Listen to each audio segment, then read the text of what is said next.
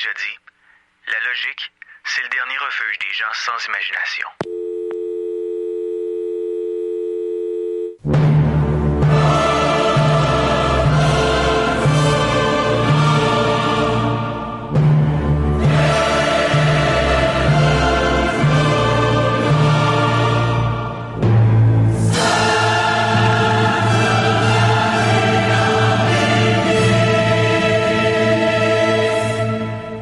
Cinq, 4, 3, 2, 1. Ils sont partis.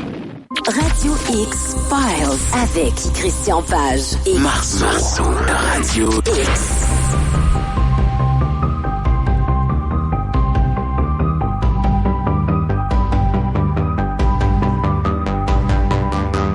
Bonsoir, mesdames, messieurs. Bienvenue à cette première de Radio X-Files en cette année 2019. Christian Page, bonsoir. Salut Yannick. Bonne année. Ben toi aussi. C'est officiel. C'est Oui, parti pour une autre saison. Oui. Alors, j'espère que les gens vont apprécier cette nouvelle saison. Il y a fait quelques petits changements. Et bon, ben écoute, c'est comme tu dis, c'est parti, 2019, nouvelle année, nouveau sujet.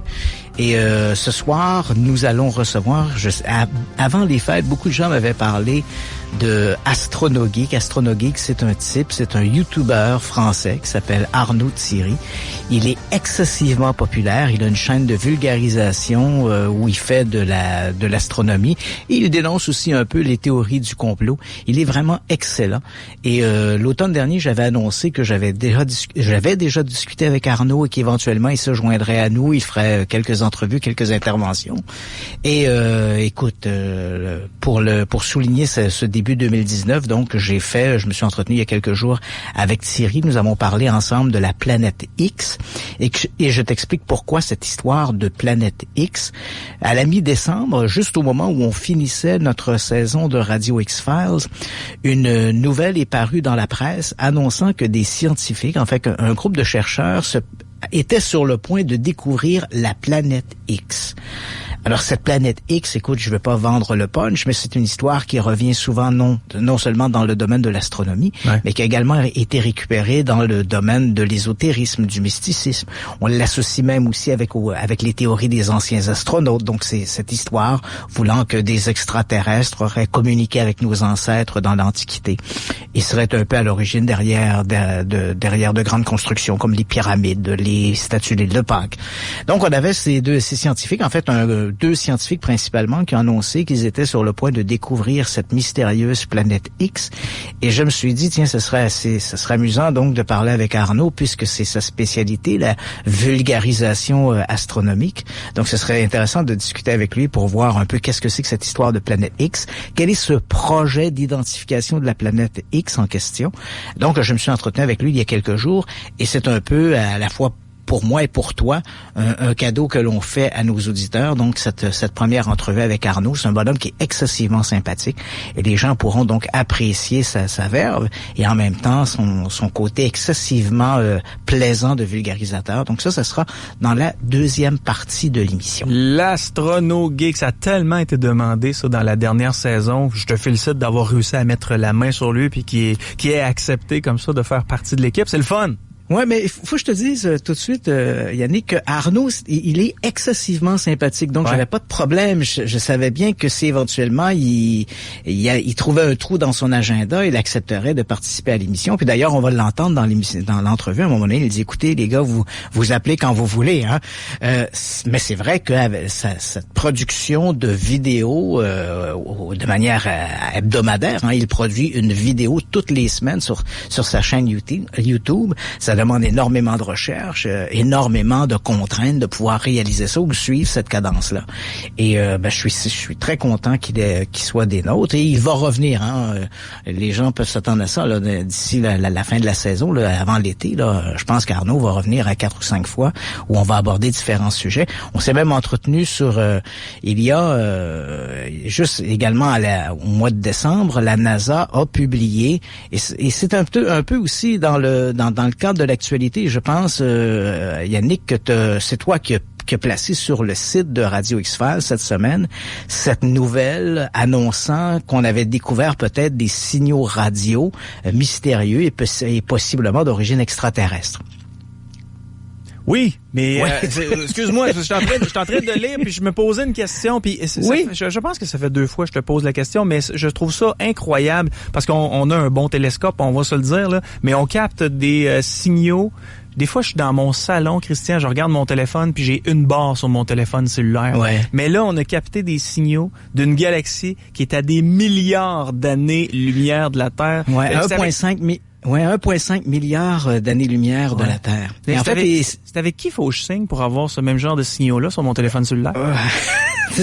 c'est effectivement, c'est un peu renversant et ça rejoint ma conversation que j'ai eue avec Arnaud. Donc ce soir, on parle de la planète X, oui. Mais en décembre dernier, la NASA a publié un document sur son site internet, un document qui s'intitule NASA and the Search for Technosignature, qui veut dire en français la NASA à la recherche des signatures technologiques ou les technosignatures.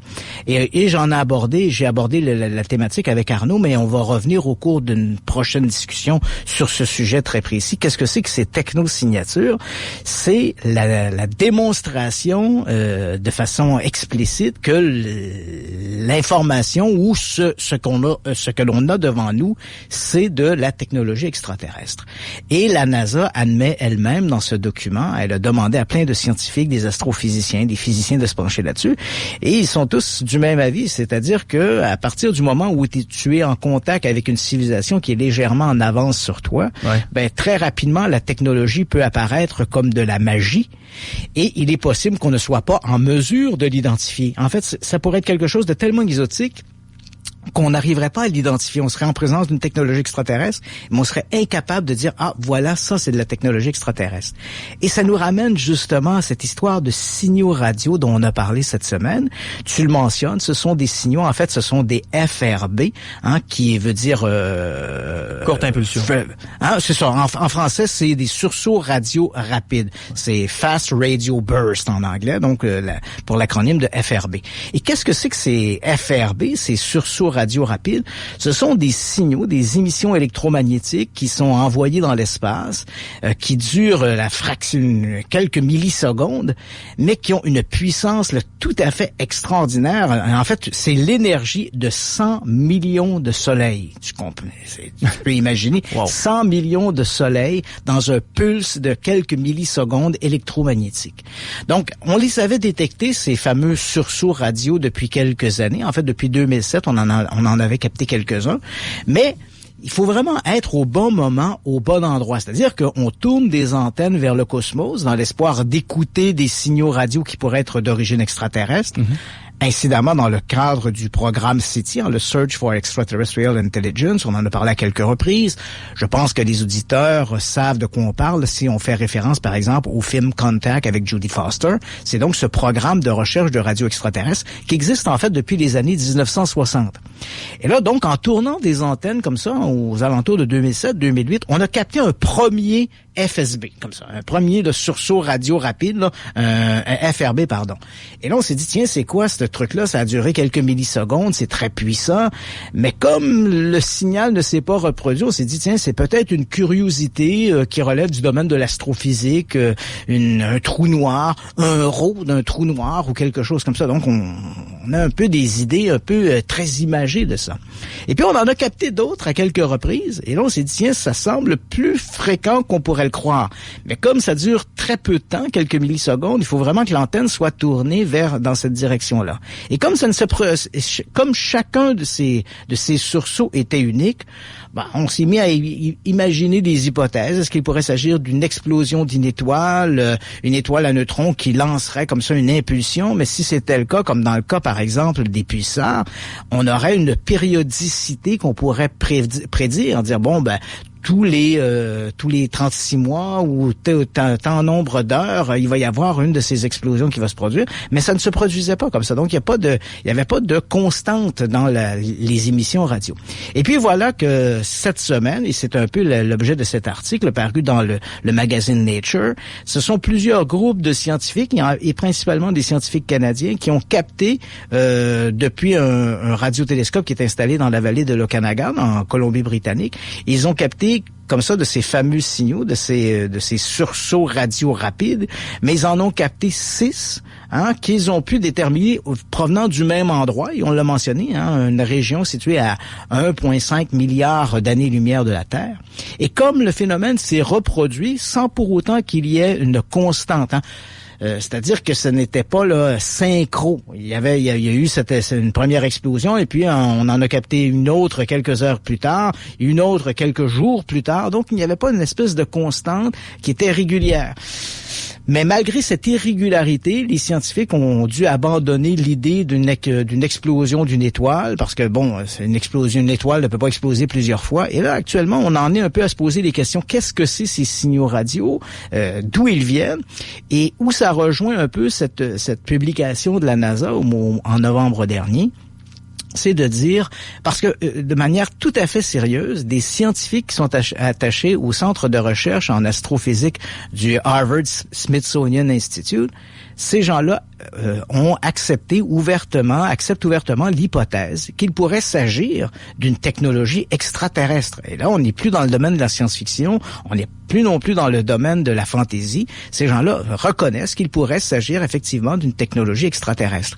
Mais, comme le dit si bien dans son document la NASA en novembre dernier, une technologie extraterrestre, s'il suffit qu'elle soit un peu en avance sur nous, ça va nous apparaître de la magie, on aura de la difficulté à l'identifier. Or, ces fameux sursauts radio rapides sont-ils une première manifestation d'une quelconque forme d'intelligence extraterrestre?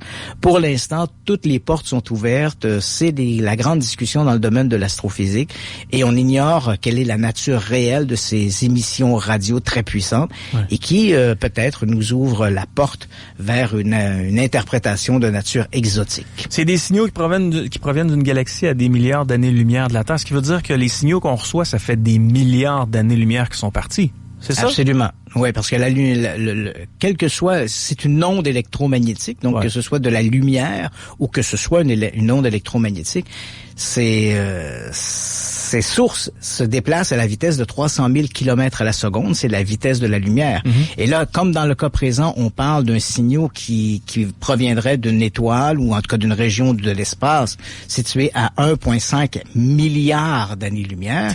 Ça veut donc dire que ce signal est parti il y a 1,5 milliard d'années. Et donc, ça veut dire que à ce moment-là, la vie n'existait pratiquement pas sur Terre. Là, je pense que la vie, la Terre date de 4 milliards d'années ou quelque chose comme ça. Et la vie sur Terre est apparue il y a à peu près ça, 1 milliard 5 années.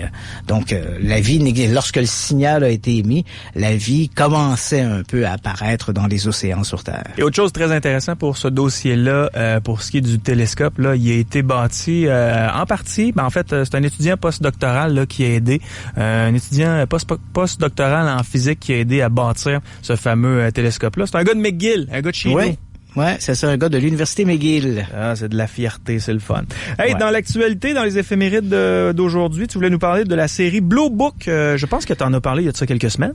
Oui, juste avant les fêtes, on avait notre invité Jean-François Cloutier, qui était venu nous parler un peu des sorties de films et de séries télé. Il nous avait annoncé la sortie de cette série qui s'intitule Project Blue Book, le projet Blue Book. Et cette série, donc, a débuté cette semaine sur la chaîne History Channel aux États-Unis. Il faut bien s'entendre, c'est une série de fiction qui s'est inspirée très librement du projet Blue Book. Écoute, j'ai un petit extrait, on le fait entendre aux gens, puis je vais te donner mes premiers commentaires face à ces premiers épisodes.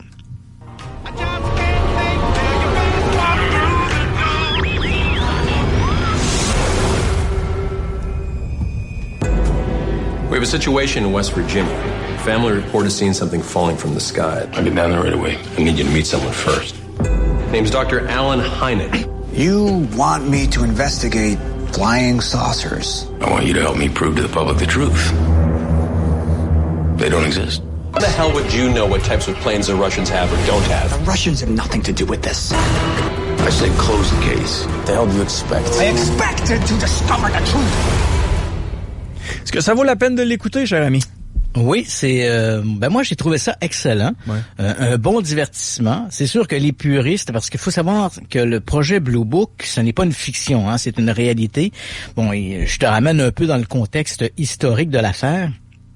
Les Américains, l'US Air Force, s'est beaucoup intéressé à la question des ovnis à partir de 1947. Donc, en décembre 1947, elle met sur pied sa première commission d'enquête sur les ovnis parce que, bon, les ovnis, les soucoupes volantes, comme on les appelle à l'époque, ont commencé à apparaître dans la presse. On a commencé à voir des récits de ces apparitions à partir de l'été de 1947.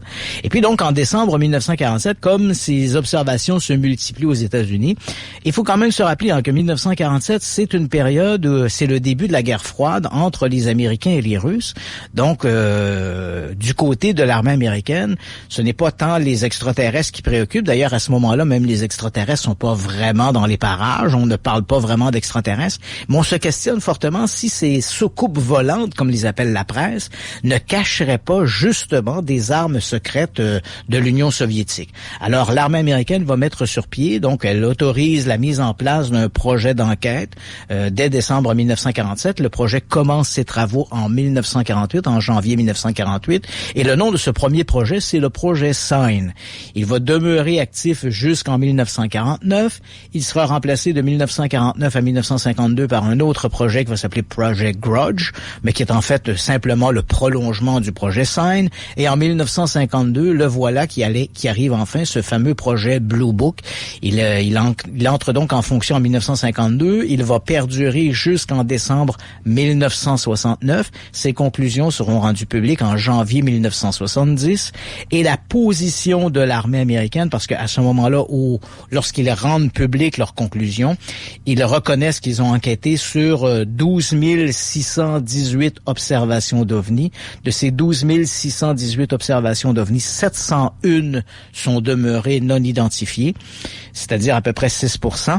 Mais là, ici, il faut un peu dégraisser ce nombre parce qu'on sait depuis que près de 50% des observations dites non identifiées cachaient en réalité des vols d'avions espions comme le U-2 ou le SR-71 Blackbird, dont les autorités américaines, évidemment, voulaient garder le secret pour des raisons de secret défense. Là. Donc, c'est un peu, c'est aisé à comprendre.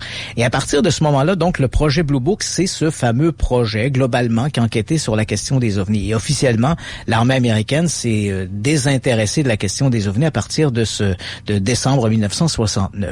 Le projet Blue Book s'inspire un peu de l'âge d'or de ce fameux projet, donc le milieu des années 50. Et à ce moment-là, ils avaient engagé un conseiller civil, un astronome de la Northwestern University à Evanston, dans l'Illinois, un type qui s'appelait Joseph Allen Hynek, qui avait d'ailleurs déjà collaboré avec l'armée de l'air américaine durant le projet Sign et le projet Grudge, où il avait été appelé de manière un peu épisodique à se pencher sur quelques observations d'OVNI, à écrire quelques conclusions, bref, à agir un peu comme consultant.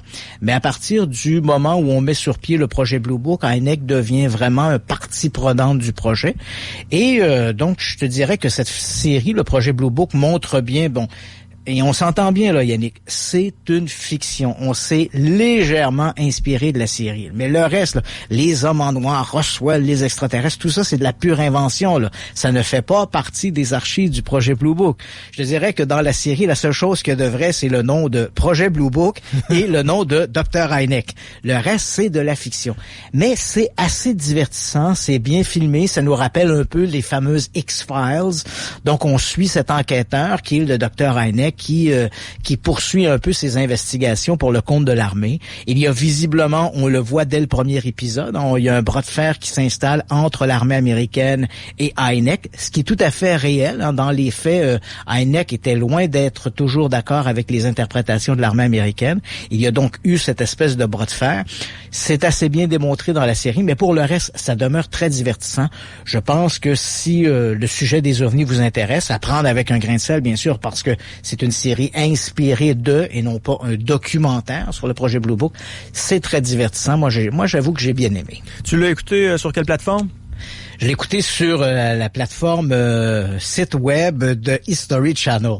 Ah, voilà. Mais on peut pas l'avoir sur Netflix. Non, pour l'instant, ça n'est pas disponible sur Netflix. Moi, sur mon ordinateur, là, je me suis branché sur le site au moment de la diffusion, sur le site de History Channel, et on pouvait voir l'épisode en direct. Tout simplement. Et comme je te disais, j'ai trouvé ça très divertissant. On parle maintenant du sénateur Harry Reid.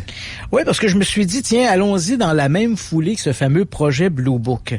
Pour me démentir, je t'ai dit que le projet Blue Book avait pris fin en 1969, conclusion publiée en 1970, et en théorie, l'armée de l'air américaine s'est complètement désintéressée de la question des ovnis.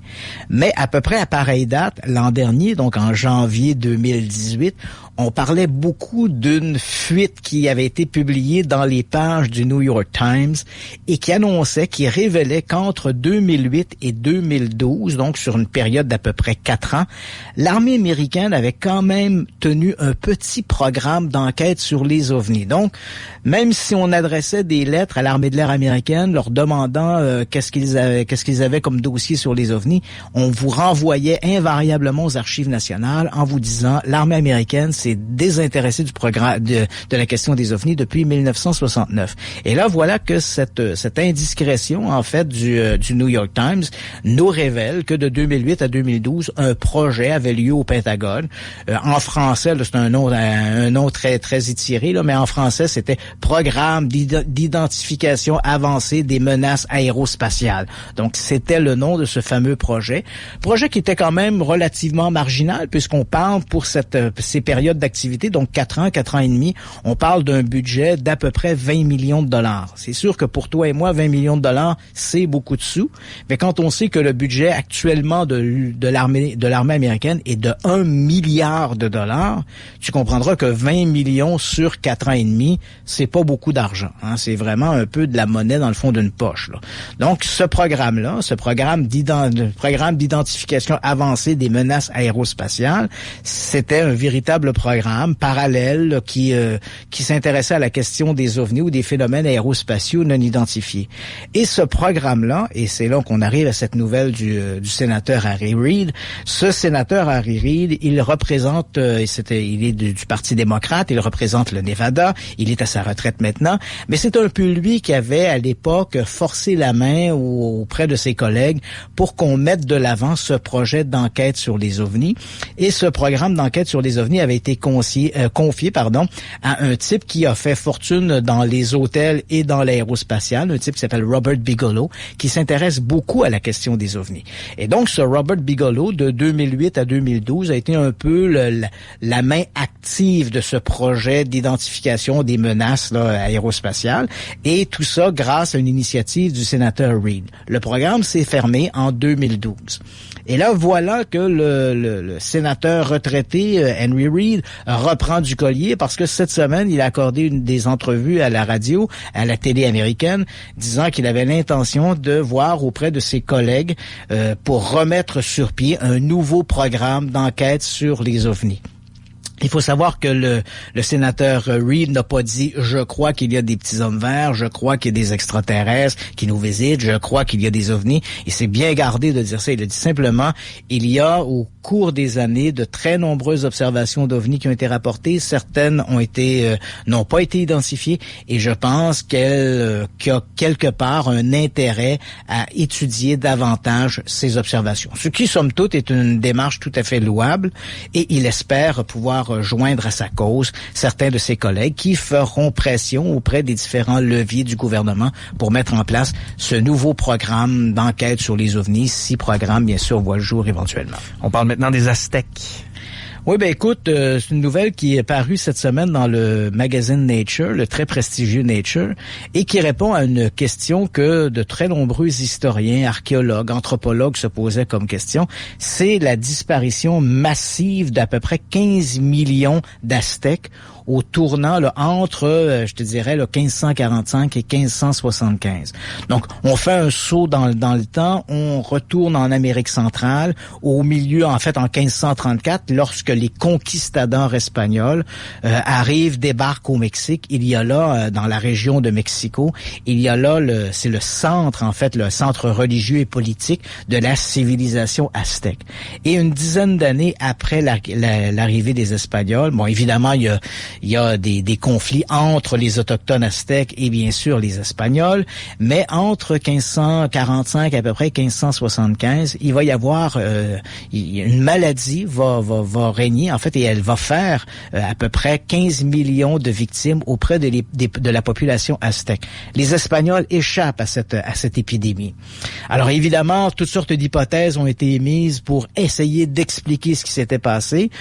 Certains chercheurs avaient avancé l'existence d'une maladie endémique, donc quelque chose qui serait né, qui est un virus, une maladie quelconque qui serait apparue dans cette région-là, un peu comme la peste, mais pour des raisons X ou Y, les Espagnols auraient été immunisés parce que une maladie semblable avait peut-être régné en Europe et les Espagnols avaient développé des anticorps, ce que n'avaient pas les Aztèques, et évidemment, ça a été un hécatombe. Donc ça, c'était une première hypothèse qu'on avait proposée. Autre hypothèse, beaucoup plus diabolique, voulait que les Espagnols avaient peut-être remis aux Aztèques des objets, des couvertures contaminées, par exemple, avec une maladie. On sait que les Anglais ont essayé ça avec les Autochtones d'Amérique du Nord, oui. Des couvertures qui avaient été contaminées par la petite vérole. Et là, on s'est dit peut-être que les Espagnols ont tenté le même coup avec les Aztèques. Mais voilà que des nouvelles analyses ADN, il faut savoir que dans la région de Mexico, on a trouvé des cimetières aztèques et sur 29 de ces squelettes, on a prélevé des dents, on a fait des analyses ADN et crois-le ou non, les Aztèques sont simplement décédés par une maladie qui somme toute semble un peu banale aujourd'hui, la salmonelle. OK. Et puis, est-ce que ce serait les conquistadors qui les avaient empoisonnés? Absolument. Donc, ils sont, les Aztèques ont été décimés par, en fait, 15 millions d'Aztèques ont été décimés par simplement la salmonelle. Et cette salmonelle, elle avait été amenée, bien sûr, par les conquistadors espagnols. Et elle s'est répandue dans l'Empire aztèque par la nourriture, par les eaux qui ont été contaminées. Et éventuellement, ça c'est devenu une véritable une pandémie. Et 15 millions d'Aztèques sont décédés des suites de cette salmonelle parce que, bon, le temps, à ce moment-là, tu comprendras qu'on n'avait pas les moyens médicaux de pouvoir combattre la maladie, si ce n'est que de développer des anticorps. Et très rapidement, ça a été un hécatombe chez la population aztèque. Évidemment, c'est une histoire qui est publiée dans les pages de Nature, dans le dernier numéro de Nature. Ça ne fait pas forcément l'unanimité auprès de tous les historiens et tous les archéologues. Certains ont fait remarquer que des maladies semblables, en fait, des espèces d'épidémies semblables, avaient déjà frappé la population aztèque avant l'arrivée des conquistadors espagnols. Alors, il y a un débat qui s'est fait autour de ça, mais cette fois, on arrive avec quand même, et on ne peut pas se mettre la tête dans le sable, on a des résultats ADN irréfutables que et là je te donne le nom scientifique, la Salmonella enterica de type C paratique, a bel et bien été présente dans le cas du décès de ces 15 millions d'Aztèques. Et cette maladie était une maladie apportée par les Espagnols en Amérique centrale. Rassure-moi, là. Dis-moi que tu connaissais pas le nom de cette maladie-là par cœur. Absolument pas.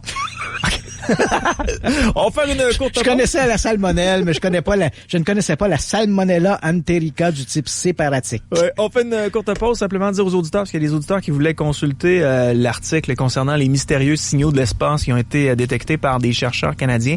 On vous les a mis sur notre page Facebook. Vous allez sur Facebook, dans l'onglet Recherche, vous tapez Radio X Files et vous allez tomber sur notre page. Simplement l'aimer et vous aurez accès à tous ces articles-là que moi et Christian mettons sur la page à chaque semaine. Je te dirais 2-3 fois par semaine. On est assez dynamique sur cette page-là. Oui, on essaie d'être constant. Voilà. Et je vois que tu as des bonnes discussions en plus avec les auditeurs. C'est le fun, tu fais du temps supplémentaire, même la nuit. C'est bien. Oui, exact. Oui, c'est pour le même salaire. Oui, c'est ça. On n'est pas payé plus cher. On vient.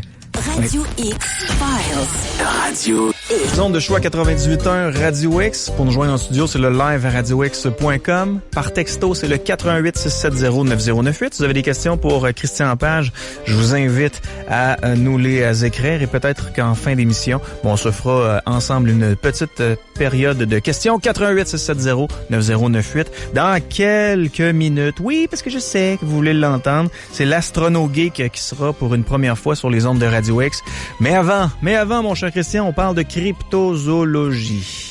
Ben oui, absolument, parce que pour les gens qui se joignent à nous ce soir et qui peut-être ne connaissent pas l'émission, on essaie chaque semaine d'avoir des chroniques qui parlent de sujets étranges et mystérieux. Et cette semaine, c'est une chronique sur la cryptozoologie. Donc, la cryptozoologie, c'est l'étude, entre guillemets, d'animaux inconnus ou méconnus de la science. Hein.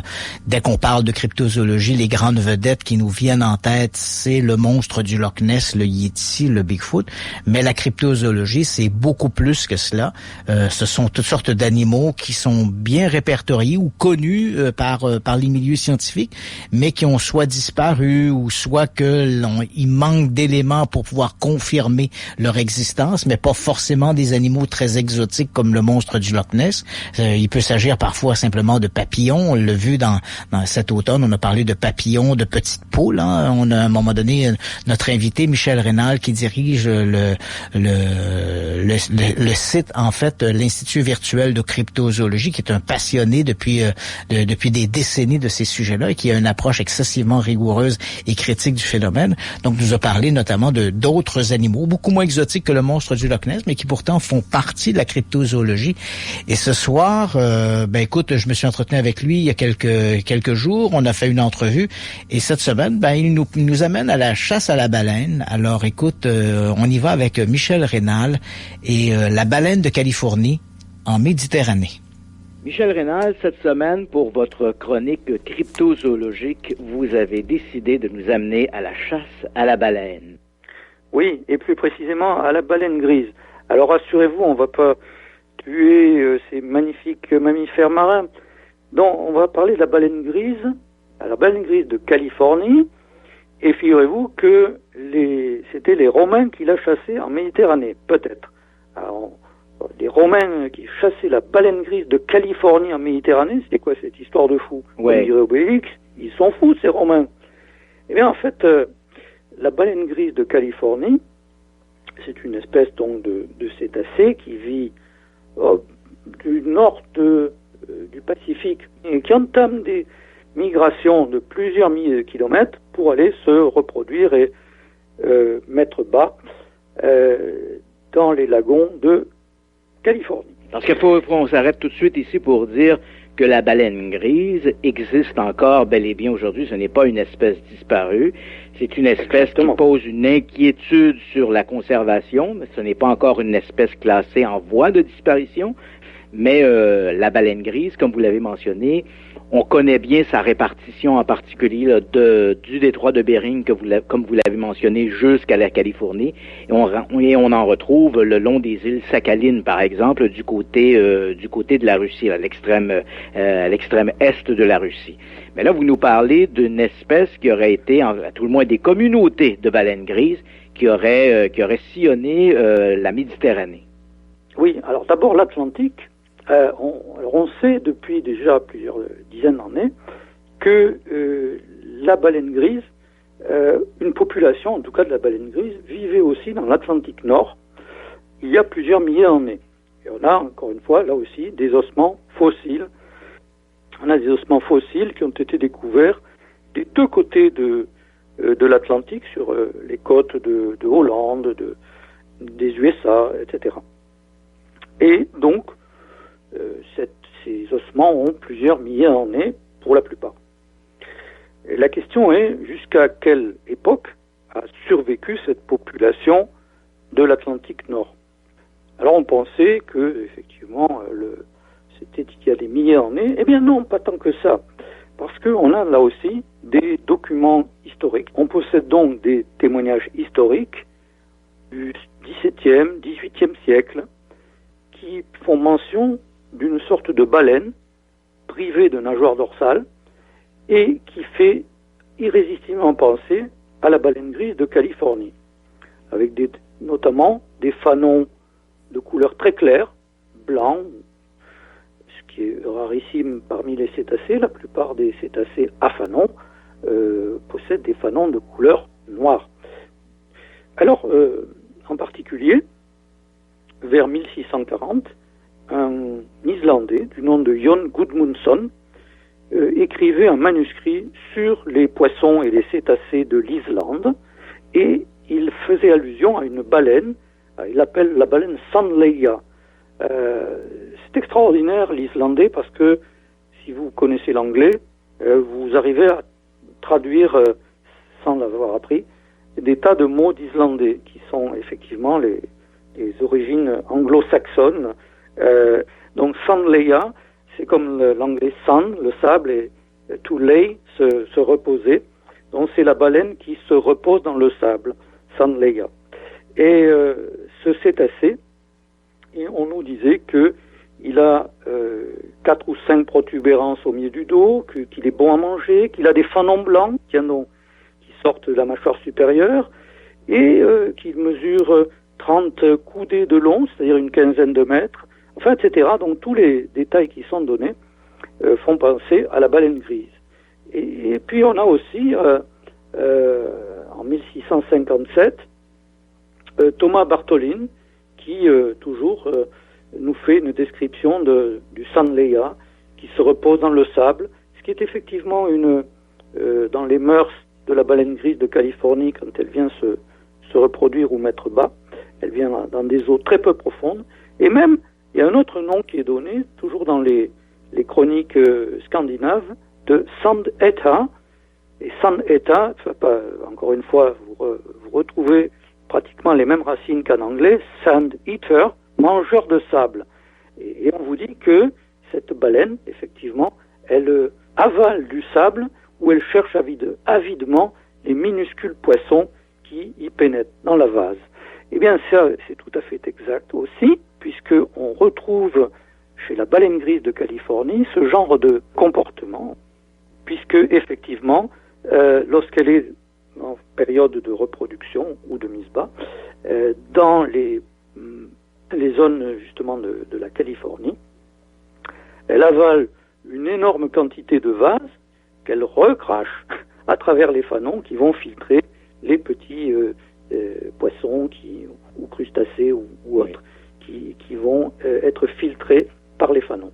Mais là Michel Rénal, vous m'évoquez des témoignages qui remontent à la Renaissance. Oui. Comment sait-on que les Romains se seraient livrés à ce genre de chasse en Méditerranée sur des baleines grises? Est-ce qu'on a là aussi des récits écrits, des témoignages, des dessins qui permettent d'associer en fait la chasse romaine avec ces cétacés? Alors non seulement on a des témoignages, mais même on a là des ossements, des vertèbres entre autres, de baleines grises. Alors ils ont été identifiés par leur collagène et par l'ADN. Donc l'ADN ne ment pas, comme disent les fameuses séries télévisées, et les experts et compagnie. Donc effectivement, et bon, ça a 2000 ans, et on les a découverts où ces vertèbres de cétacés? Eh bien dans des établissements romains de part et d'autre du détroit de Gibraltar. Donc le sud de l'Espagne, l'extrême sud de l'Espagne, si vous voulez, l'extrême nord du Maroc. Donc nous avons aussi bien sûr des rapports, des témoignages sur la chasse à la baleine qui montrent qu'il s'agit très probablement de cette espèce qui était chassée par les Romains. Et même encore plus fort, il est hautement probable que la population atlantique auquel on faisait allusion, d'une part, on a même des datations encore plus récentes que 2000 ans ces dernières années. On a pu dater certains ossements subfossiles, encore une fois, donc même pas minéralisés, extrêmement récents, à peine 300 ans, et donc parfaitement contemporains des rapports scandinaves dont j'ai parlé. Mm-hmm. Et on a même émis l'hypothèse qu'elle venait se reproduire en Méditerranée, et notamment du côté de ma ville natale, Narbonne. Narbonne, c'est une petite ville de l'Aude qui est entourée de nombreux étangs marécageux aujourd'hui. Et connu dans le monde pour son église. Exactement. Et ces étangs, qui sont toujours d'ailleurs en communication avec la mer, et comme l'étang de Thau aujourd'hui du côté de Sète, et puis plus au sud de Narbonne, l'étang du Barcarès, de Leucate, etc. Ces régions d'ailleurs ressemblent tellement à ce que l'on voit dans les marécages de Floride, qu'on a appelé la région, à une époque, dans les années 1970, la Petite Floride. Eh bien, il a été suggéré que la baleine grise, en tout cas la population de l'Atlantique Nord, venait se reproduire jusque dans les marécages de Floride pour la population occidentale, et jusque dans ces étangs marécageux de Méditerranée, jusque pour la population orientale de l'Atlantique. Vous avez mentionné que l'ADN ne ment pas, donc ici, il est exclu d'imaginer qu'on aurait pu faire une confusion avec un autre, parce qu'on le sait, bon, les cétacés, il y a quand même plusieurs variétés. On pense la baleine à bosse, la baleine franche. Donc on aurait pu imaginer une confusion avec un autre cétacé, mais puisqu'on a des analyses ADN, il semble peu probable qu'il puisse s'agir d'une autre sous-espèce. Alors, est-ce qu'on a émis des hypothèses pour expliquer la disparition de des baleines grises dans cette région du monde? Est-ce qu'on parle d'un changement climatique ou est-ce une chasse trop prononcée aux cétacés? Oh, c'est la chasse, et notamment la chasse vers le XVIIe et XVIIIe siècle, auparavant par les Basques, et même on l'a vu, probablement, très certainement même par les Romains, donc qui ont dû déjà éradiquer la population qui était en Méditerranée, en tout cas qui venait se reproduire en Méditerranée, et donc ces territoires, je dirais, de reproduction étant sérieusement mis en danger, l'espèce a sans doute reflué progressivement et a disparu, et des deux côtés de l'Atlantique. Maintenant, concernant la Méditerranée, l'hypothèse qui avait été envisagée dès 2003 une ère de reproduction de la baleine grise à l'époque des Romains en Méditerranée, et qui avait été à l'époque accueillie par un haussement d'épaule par certains spécialistes, elle a indirectement été confirmée par un autre élément tout à fait extraordinaire. C'était en 2010, vous voyez que c'est extrêmement récent, et une baleine a été photographiée au large, et même filmée d'ailleurs, au large d'Israël. Et vous savez, chez les baleines, notamment chez la baleine grise, il y a une sorte d'empreinte digitale sous la forme, en fait, des taches et de la forme de la queue. Il n'y a pas deux baleines, il n'y a pas deux individus qui ont une queue identique en ce qui concerne leur forme, les découpes, les taches, les marques, etc. Donc c'est un peu comme un catalogue d'identification aussi individualisé que des empreintes digitales. Eh bien, le même spécimen, le même individu, 3 semaines plus tard, a été encore une fois photographié, toujours en 2010, et cette fois-ci au large de Barcelone. Donc il avait traversé toute la Méditerranée, et aucun doute, puisque là aussi on a des photos et des films qui ne sont sujets à aucune confusion, il s'agissait bien d'une baleine grise. Donc celle-là, elle est venue d'où? Parce que, bon, depuis je dirais presque 3 siècles, on ne signale plus la baleine grise de Californie dans l'Atlantique Nord. Et à plus forte raison en Méditerranée. Donc d'où elle venait? Probablement du Pacifique. Elle a dû passer par le passage du Nord-Ouest, puis le détroit de Bering, jusque dans l'Atlantique, et puis redescendre le long des côtes de l'Atlantique oriental, et pénétrer en Méditerranée par le détroit de Gibraltar, aller au large des côtes d'Israël, c'est-à-dire traverser toute la Méditerranée, et refaire le chemin inverse, puisqu'elle a été photographiée 3 semaines après, au large de Barcelone, le même individu. Bon, après, on n'a plus entendu parler. Ouais. Et là, ici, on parle ici d'un individu solitaire, donc on pourrait penser à un animal qui s'est perdu, une espèce de vagabond de l'espèce. On ne parle pas quand même d'une présence de communauté dans la Méditerranée. Mais attendez, parce que en 2013, donc 3 ans plus tard, c'est une autre baleine grise, encore une fois un individu, qui a été photographié, tenez-vous bien, cette fois-ci, dans l'Atlantique Sud, au large de la Namibie. Donc celui-là, encore une fois, il est passé par le détroit de Bering, le passage du Nord-Ouest, descendu tout l'Atlantique, y compris l'équateur, continué le long de l'Afrique. Alors certains ont émis l'idée que c'était lié au réchauffement climatique. Et oui, comme désormais il est plus facile de passer par le fameux passage du Nord-Ouest, qui de plus en plus commence à être libre de glace à certains bien sûr moments de l'été boréal en tout cas, eh bien la baleine grise de Californie aurait davantage de possibilités de passer donc du Pacifique vers l'Atlantique et de recoloniser l'Atlantique. Et donc si c'est le cas, 2000 ans après que les Romains aient exterminé probablement la baleine grise en Méditerranée, peut-être est-elle en train d'y revenir naturellement, et ce serait un des rares points positifs du réchauffement climatique. C'est exactement ce que j'allais dire. Pour une fois que le réchauffement de la planète semble avoir une conséquence bénéfique, ce serait quand même surprenant. Écoutez, Michel Rénal, c'était tout le temps qu'on avait. C'était fascinant, cette histoire de migration de la baleine grise. J'ignorais qu'on avait chassé cette baleine dans la Méditerranée et j'ignorais même qu'elle avait occupé à un moment donné la Méditerranée. Alors j'imagine que c'est également une surprise pour beaucoup de nos auditeurs. Alors encore une fois, merci beaucoup pour cette intervention cryptozoologique. Et puis on se reparle bientôt pour une autre chronique, toujours sur ces animaux mystérieux, encore inconnus ou très méconnus de la science. Michel Rénal, encore une fois, merci. Merci, au revoir. Radio X Files. Radio X. Je pensais pas que tu t'intéressais aux baleines grises. Ben en fait, je trouve ça amusant parce que dès qu'on parle de cryptozoologie, les gens immédiatement nous parlent le monstre du Loch Ness, le Bigfoot et bon. Mais effectivement, la cryptozoologie, c'est beaucoup plus vaste que ça. C'est en fait une discipline où on parle d'animaux. En fait, quand on parle d'animaux de cryptozoologie, on parle de cryptides.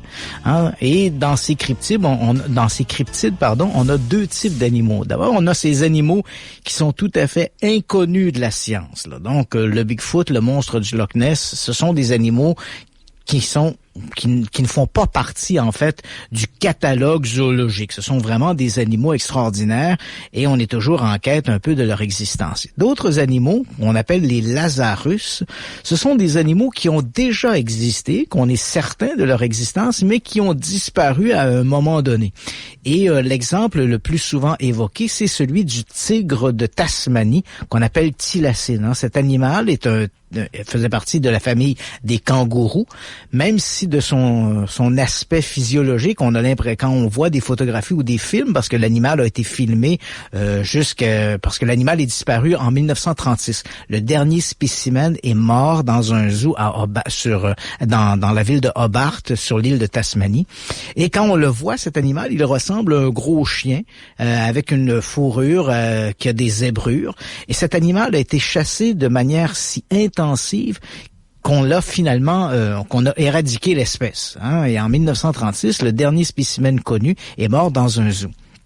Mais depuis 1936, des gens qui vont en forêt, que ce soit sur l'île de Tasmanie ou en Australie, et en particulier dans la région nord de l'Australie, des gens reviennent en disant « Je crois avoir vu dans la forêt un thylacine ». Alors pour les zoologues, ça semble tout à fait fantaisiste. Pour eux, il est clair que dans les livres d'histoire, le thylacine est disparu en 1936. Merci, bonsoir. D'ailleurs, au moment où on se parle, comme l'animal est disparu récemment, on avait conservé des embryons de thylacine qui ont été gardés dans des contenants avec des liquides qui permettent de conserver les tissus. Et en fait, on a de tellement de bons éléments, tellement de bons échantillons biologiques de ce thylacine. En particulier, on a des embryons qui ont été conservés, que au moment où on se parle, il y a un projet d'étude en Australie pour tenter de cloner un thylacine à partir des embryons. Donc, on pourrait revoir le thylacine si éventuellement, là, donc les techniques de clonage sont assez efficaces. On pourrait ramener à la vie le thylacine qui officiellement a disparu depuis 1936. Mais comme je l'ai mentionné, des gens vont en forêt, reviennent en disant « je crois avoir vu un thylacine ». Donc, d'où le nom de Lazarus, faisant référence au cousin de Jésus, Lazare, qui était ramené d'entre les morts. Donc, il y a de ces espèces d'animaux qui ont disparu à un moment donné ou un autre, ce qui est dans certains cas quelques dizaines d'années, dans d'autres cas quelques siècles, comme dans le cas de la baleine grise, qui techniquement aurait disparu de la Méditerranée à l'époque, à la fin de l'Antiquité.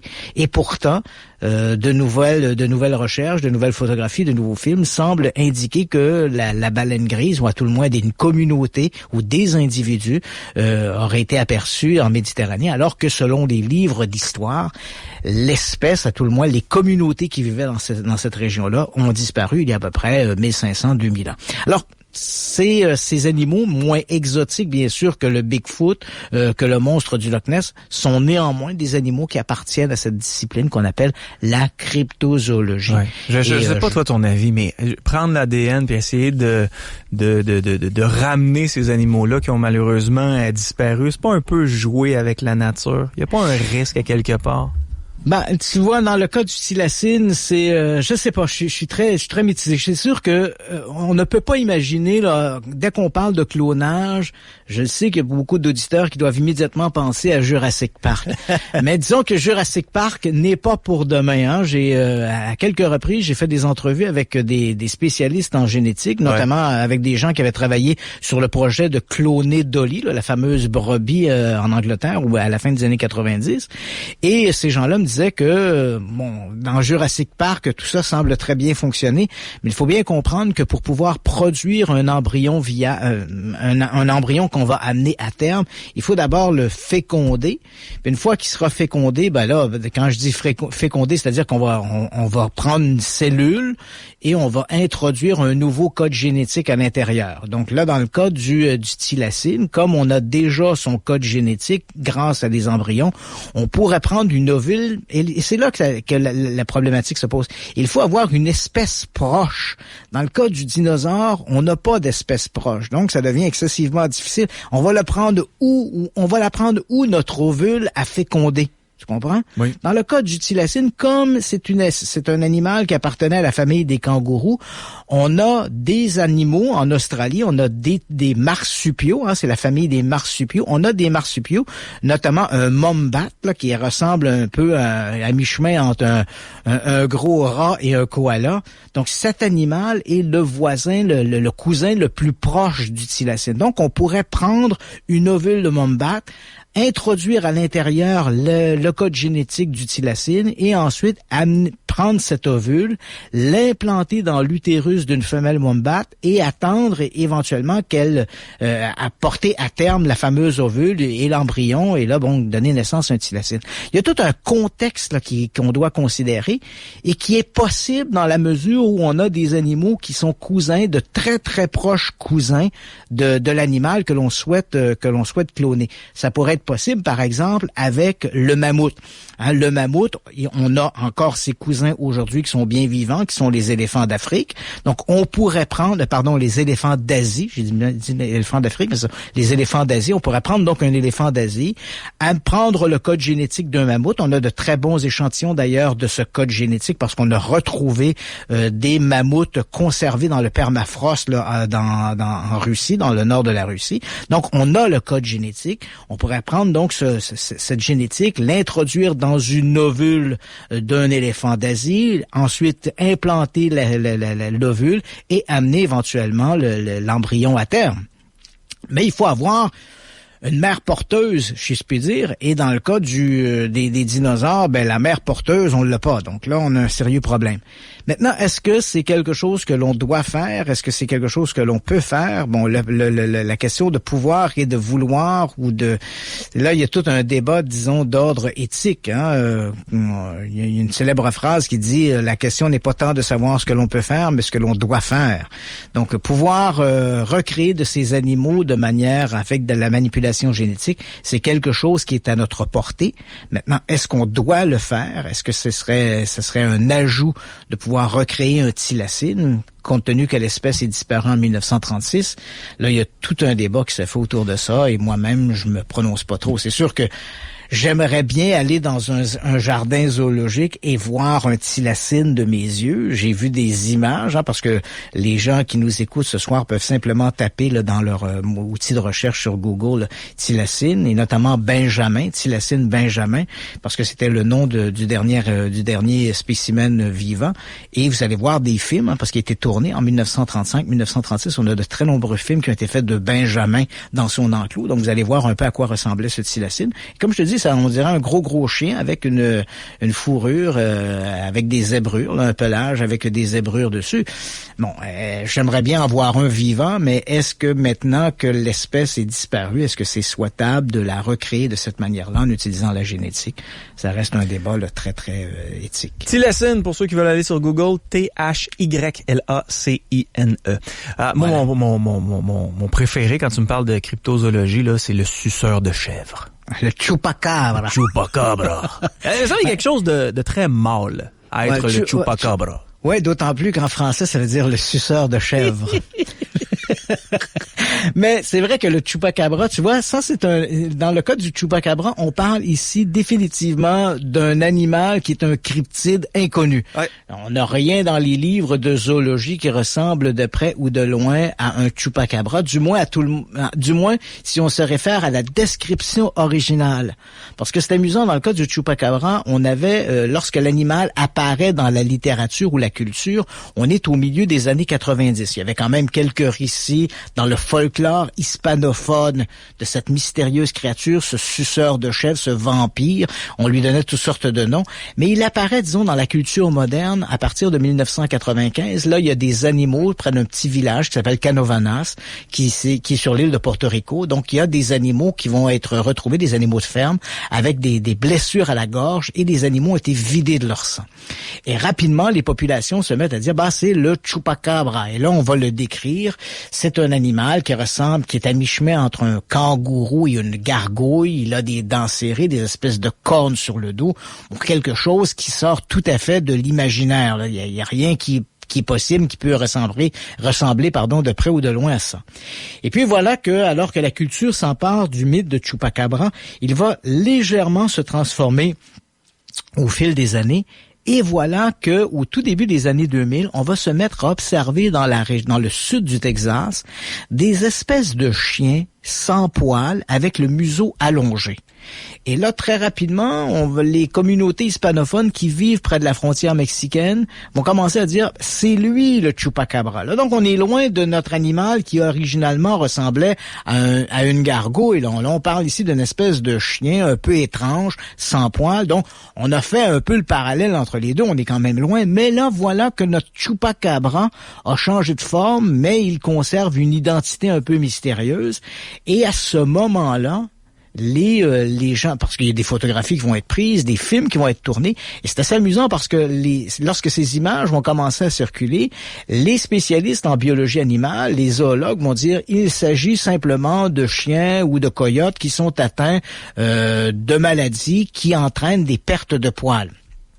Et là, on se dit, c'est possible, jusqu'au jour où on va réussir à mettre la main sur l'une de ces carcasses, dont on va faire analyser, parce que c'est vrai que ça ressemble à un chien, mais il y a des caractéristiques qui sont très particulières et à peu près inconnues chez les autres espèces canines qu'on retrouve dans le sud du Texas. Et là, donc, on va faire analyser des échantillons ADN de ce curieux chiens, entre guillemets, pour découvrir qu'il s'agit en fait d'une nouvelle espèce. C'est un mélange entre des loups mexicains et des coyotes américains. Donc, on a un mix entre les deux qui ont donné finalement cet animal un peu étrange qu'on a récupéré dans une espèce de folklore pour finalement lui donner l'étiquette de Chupacabra. Donc là, le Chupacabra chien, entre guillemets, est un véritable animal, mais le Chupacabra à mi-chemin entre le kangourou et la gargouille, ça, évidemment, c'est un cryptide qui est absolument inconnu de la science. Prochaine étape, c'est maintenant l'heure, je crois. Oui, c'est maintenant l'heure. Donc, on en a parlé en début d'émission, cette entrevue avec AstronoGeek, Arnaud Thierry, qui est vulgarisateur d'astronomie, qui est une chaîne excessivement populaire, plus d'1 million d'abonnés. C'est un type qui est bien connu ici au Québec. Les gens adorent Arnaud. Et en décembre dernier, donc un article paraît dans la presse annonçant que des chercheurs étaient sur le point de découvrir peut-être la mystérieuse planète X. Et Arnaud avait déjà fait une vidéo sur sa chaîne YouTube où il parlait de la planète X. Et j'ai voulu un peu voir avec lui quelle était cette mise à jour avec ces fameux chercheurs, quels étaient leurs projets et à quoi pouvait-on s'attendre avec cette mystérieuse planète X. Alors allons-y sans plus tarder, entrevue avec Arnaud Thierry, AstronoGeek, la mystérieuse planète X. Arnaud Thierry, d'abord un gros merci d'être avec nous aujourd'hui. Je pense que vous êtes bien connu ici au Québec pour être le YouTuber derrière cette excellente chaîne de vulgarisation astronomique AstronoGeek, une chaîne qui non seulement fait, comme son titre l'indique, de la vulgarisation scientifique autour de l'astronomie, mais vous abordez également parfois des sujets très controversés, les conspirations par exemple, sommes-nous allés sur la Lune, existe-t-il des extraterrestres? Et aujourd'hui donc, nous allons aborder une question qui revient régulièrement dans l'actualité astronomique, cette histoire de la planète X. Et je resitue un peu le débat parce que médiatiquement, un peu avant Noël, deux planétologues ont annoncé qu'ils étaient peut-être sur le point de découvrir cette mystérieuse planète X. Et pourtant, quand on regarde dans la littérature astronomique, on a l'impression que c'est un sujet qui revient de manière cyclique et on en parle depuis maintenant près d'un siècle. Qu'est-ce que c'est que cette histoire de planète X? Alors la planète X, effectivement, c'est quelque chose qu'on nous rabâche depuis longtemps, mais planète X, c'est un terme un peu générique qui a pas mal changé au fil du temps, parce que il y a encore pas si longtemps, Uranus et Neptune, deux planètes qu'aujourd'hui tout le monde connaît, étaient totalement inconnues. Dans l'Antiquité, on connaissait les planètes jusqu'à Saturne, mais Uranus et Neptune sont vraiment pas lumineuses du tout. Donc il a fallu attendre le développement des instruments plus perfectionnés qu'on a vu apparaître à l'époque moderne, les télescopes, je pense notamment, mais dès Galilée, on pouvait observer des choses. Bref, c'est à l'apparition de ces outils de mesure beaucoup plus précis qu'on a pu déterminer des orbites, qu'on a pu voir l'influence des différentes planètes, etc., et se rendre compte qu'il y avait, comme qui dirait, des petits soucis dans les orbites. Et à ce sujet, il y a une histoire très marrante. Donc d'abord, il faut savoir que la planète Uranus a été découverte un petit peu par hasard. En 1781, William Herschel a le nez dans son télescope et il découvre un objet, mais il ne sait pas encore ce que c'est. Et au fur et à mesure des recherches, on va se rendre compte que c'est une planète qui orbite autour du Soleil qu'on ne connaissait pas. Et on va la baptiser Uranus. Et évidemment, cette nouvelle planète va être largement étudiée par les astronomes et on va se rendre compte d'un truc, c'est qu'il y a, comme qui dirait, des erreurs dans les calculs de son orbite. Parfois elle est en avance, parfois elle est en retard. Enfin, comme s'il y avait un autre objet qui, par sa gravité, influençait Uranus. Et là, on a le français Le Verrier qui va se pencher sur la question, faire tout un tas de calculs, et qui va dire aux astronomes, regardez, à tel endroit du ciel, il doit y avoir une planète, enfin, en tout cas, c'est ce que j'ai calculé. C'est ce que tout le monde va faire, et avec étonnement, on va découvrir qu'effectivement, Le Verrier avait raison, et à cet endroit-là se trouve une autre planète qu'on baptisera Neptune. Et là, dans le monde scientifique, c'était, on se met à découvrir des planètes par la théorie, c'est qu'on avait vraiment confiance dans nos modèles, c'était une période où on pensait que on avait fait un petit peu le tour de la question et qu'il n'y avait plus vraiment de grands secrets dans la physique, la chimie, etc., qu'on était en passe de tout savoir. Bon, On s'est rendu compte ensuite avec la physique quantique qu'on était très loin de tout savoir, mais à l'époque c'est ce qu'on pensait. Et donc ensuite, il y a eu, là on était déjà dans les années 1900, Clyde Tombaugh. Clyde Tombaugh, lui, il a ensuite découvert Pluton, parce qu'il pensait aussi qu'après Neptune, il y avait encore une planète. Alors, il a découvert Pluton, qui a été classé comme une planète, mais on s'est rendu compte ensuite que Pluton n'était pas capable d'avoir l'influence que Tombaugh prévoyait sur Uranus et Neptune. Et ensuite, en plus, on l'a déclassé en tant que planète. Aujourd'hui, on considère que c'est une planète mineure, une planète naine. Enfin, voilà. Par contre, ce que Brown et son associé cherchent, c'est une vraie grosse planète bien massive dont ils estiment la taille, si je ne dis pas de bêtises, à quelque chose compris entre la masse de la Terre et la masse d'Uranus. Et donc, si je comprends bien, si ces chercheurs sont toujours à la recherche de cette planète X, c'est parce qu'on enregistre toujours des anomalies dans l'orbite des planètes ou au-delà, là, dans la ceinture de Kuiper, il y a des éléments qui suggèrent la présence d'un objet qui aurait un effet gravitationnel sur l'ensemble des planètes. Alors là, pour la peine, je ne crois pas que l'influence, il l'ait vraiment cherchée parmi les planètes qu'on connaît du système solaire ou la ceinture de Kuiper, mais des objets encore plus lointains. Quelques objets qu'on appelle transneptuniens, c'est-à-dire au-delà de l'orbite de Neptune, et des gros objets avec une orbite extrêmement elliptique. Et en fait, ce que Brown et son équipe a constaté, c'est que ces objets qu'on connaît ont tous des orbites qui se ressemblent, enfin elles sont toutes dans la même direction. Et ce que ça pourrait laisser entendre, c'est qu'il y a un autre objet massif qui influence l'orbite de ces objets et qui les met tous dans la même direction. Donc ils ont fait quelques calculs, quelques projections théoriques, et ils estiment grosso merdo la position de cette planète. Mais le problème, c'est que c'est un objet qui est très lointain, qui est probablement très peu lumineux de fait, et qui a une période orbitale très très grande. Je vais peut-être dire une bêtise, parce que j'ai pas les chiffres sous les yeux là, mais je crois qu'ils ont estimé sa période orbitale à 40 000 ans. Et si elle est à son apogée, pas à son apogée, à son aphélie, donc l'endroit de son orbite où elle est plus loin du Soleil, si elle est là, elle peut être très très très très sombre, se déplacer très lentement sur le fond du ciel, et donc elle est peut-être très difficile à découvrir. Donc ils ont théorisé ça, ils ont confiance dans leur théorie, ils ont vérifié aussi entre-temps que c'était pas juste un biais et qu'ils n'avaient pas envie de trouver quelque chose, mais qu'ils avaient vraiment de bonnes raisons de découvrir ce truc-là. Maintenant, ils cherchent. Et ces recherches peuvent prendre beaucoup de temps parce que on a une vague idée d'où est cette planète, si elle existe, mais une vague idée seulement. Il va falloir scruter le ciel maintenant. Mais dis-moi Arnaud, est-ce que ce n'est pas un peu paradoxal du fait qu'on cherche une planète dans notre propre système solaire, alors qu'au moment où on se parle, avec l'avènement de nouvelles technologies dans le domaine de la radioastronomie et de l'astronomie, on a enregistré à peu près 4000 exoplanètes, c'est-à-dire des planètes qui gravitent autour d'autres soleils. C'est un peu comme si on savait ce qui se passe dans la cour du voisin, mais on ignorait ce qui se passe dans notre propre cour. Est-ce que c'est pas un peu paradoxal? Et pourquoi est-ce qu'on n'a pas trouvé cette planète alors qu'on est capable de voir des planètes qui gravitent autour d'autres soleils? Alors, c'est une question très intéressante parce que ça me permet de rebondir sur un truc, mais d'abord je vais te répondre. Alors, ça tient dans la technique qu'on utilise pour détecter les exoplanètes. Alors, je les connais pas toutes ces techniques, hein, mais je vais en citer une par exemple. Si tu as une étoile lointaine et que tu as une orbite une planète qui orbite autour sur le même plan que celle où tu regardes l'étoile, bah de temps en temps cette planète va passer devant l'étoile et ce faisant, elle va faire baisser légèrement sa luminosité de manière régulière. En observant la luminosité de cette étoile lointaine et en observant ces variations de luminosité ou de spectre, on va pouvoir savoir si quelque chose orbite autour ou non. Mais pour faire ça, on a besoin d'avoir cette planète qui passe devant son étoile. Or, comme nous, on est très près du Soleil, on peut pas vraiment s'attendre à ce que cette hypothétique planète passe devant. Donc ça, par exemple, c'est une technique qui marche pas.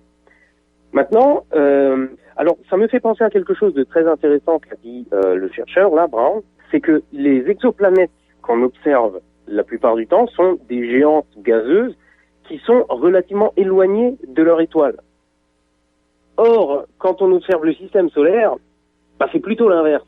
On a des planètes telluriques qui sont très proches, on a quelques gazeuses qui sont à des distances raisonnables, mais les premières exoplanètes qu'on a découvertes étaient beaucoup plus grosses et beaucoup plus lointaines.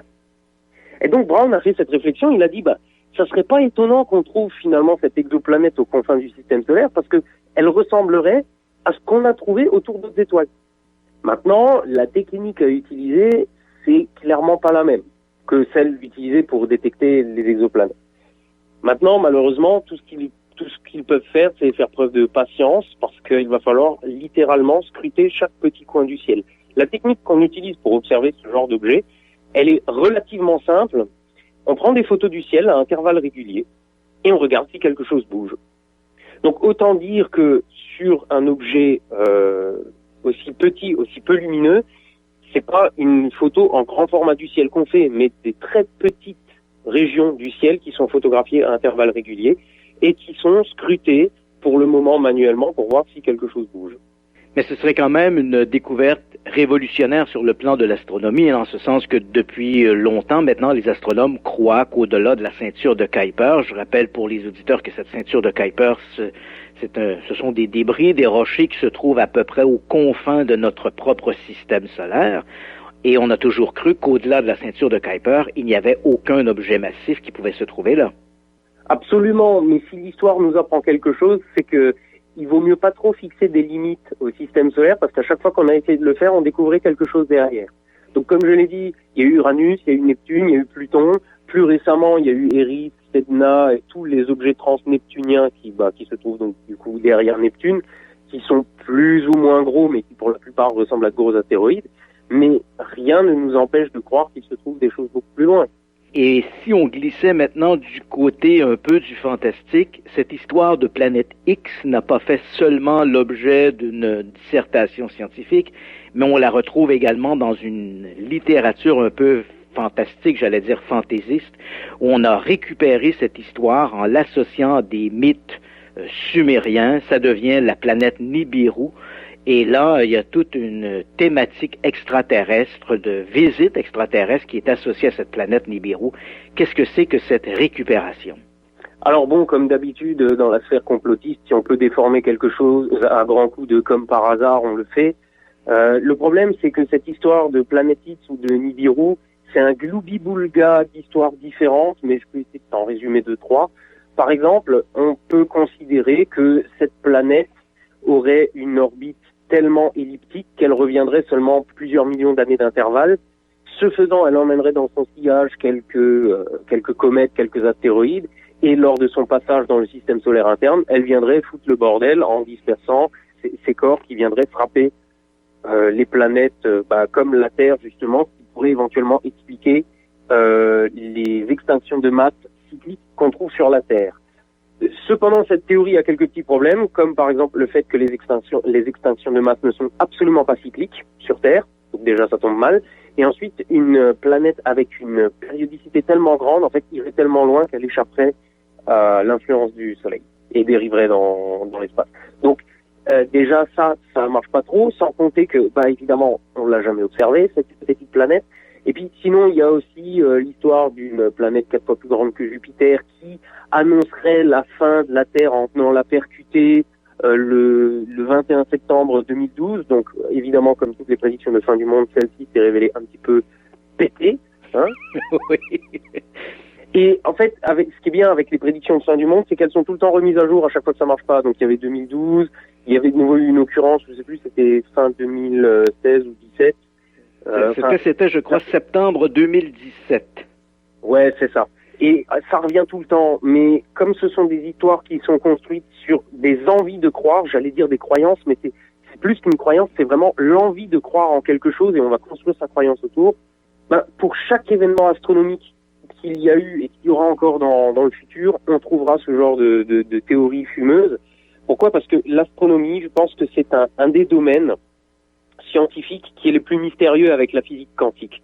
Aujourd'hui, tu as plein de pseudo-médecine qui tournent autour, ils mettent des quantiques dans le nom, tu sais, t'as la thérapie quantique, t'as les énergies quantiques, tu mets quantique là où tu veux, c'est un nom compliqué, on sait pas ce que ça veut dire, alors ça fait bien. Quand il y a du mystère dans un truc comme ça, les gens qui n'y comprennent rien, et je pèse mes mots, ce sont des gens qui n'y comprennent rien, ils voient du mystère dedans et ils y projettent toutes leurs croyances d'ésotérisme et de trucs comme ça. Et l'astronomie avec la physique quantique, je pense que ce sont deux domaines qui sont extrêmement touchés par ça parce que ce sont des domaines extrêmement mystérieux. Finalement, en astronomie, bon, on sait pas mal de choses, mais dans l'absolu, on sait rien. D'où vient notre univers, on ne sait pas. Qu'est-ce qu'on fait là, on ne sait pas. Pourquoi nous, ici sur Terre, on ne sait pas. Pourquoi pas d'autres ailleurs. Pourquoi on n'a pas détecté d'extraterrestres, on ne sait pas. Enfin, il y a énormément de choses qu'on ne sait pas. Des questions avec une portée extrêmement grande, extrêmement profonde.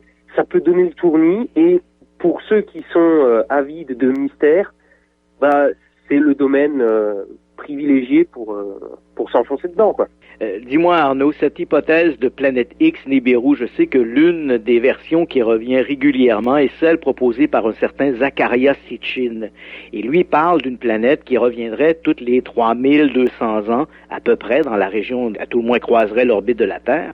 Et là, il y aurait, toujours selon la version de Sitchin, des contacts extraterrestres qui auraient pu y avoir entre cette civilisation et les civilisations terrestres. Mais l'idée d'une planète un peu plus massive que la Terre, qui viendrait un peu dans ce jeu de mobile parfaitement équilibré qu'est notre système solaire, ça ne tient pas la route, cette idée d'une planète vagabonde de cette manière-là. Alors, si une planète de la taille de la Terre avait une périodicité de 3000 ans, tu peux me croire, on l'aurait trouvé depuis longtemps. Parce qu'un objet de cette taille-là, qui n'irait pas plus loin qu'une périodicité de 3000 ans, elle aurait une luminosité qui ferait qu'on l'aurait déjà découverte, vu ce qu'on a déjà découvert entre-temps.